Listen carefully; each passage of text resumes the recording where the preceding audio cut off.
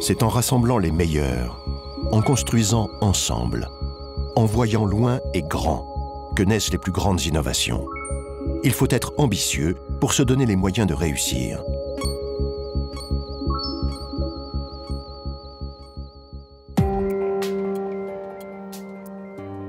Tout a commencé avec le premier Téléthon.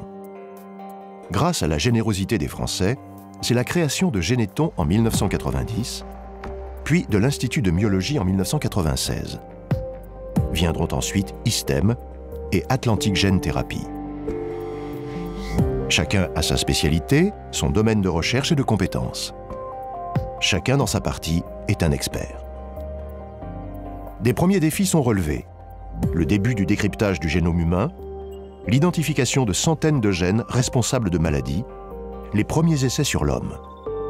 Et des premières victoires, des patients sont traités grâce à la thérapie génique.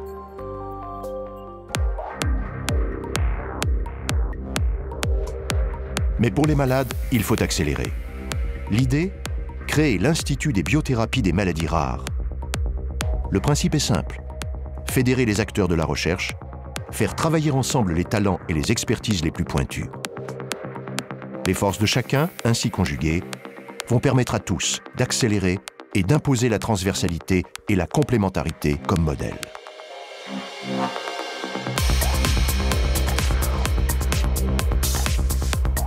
De la paillasse du chercheur à l'usine de fabrication de biomédicaments, de nouveaux essais cliniques sont lancés. Les 4 bras armés de l'AFM Téléthon sont regroupés sous la bannière de l'Institut des biothérapies pour mettre en commun leurs idées, leurs concepts, leurs ressources et leurs moyens.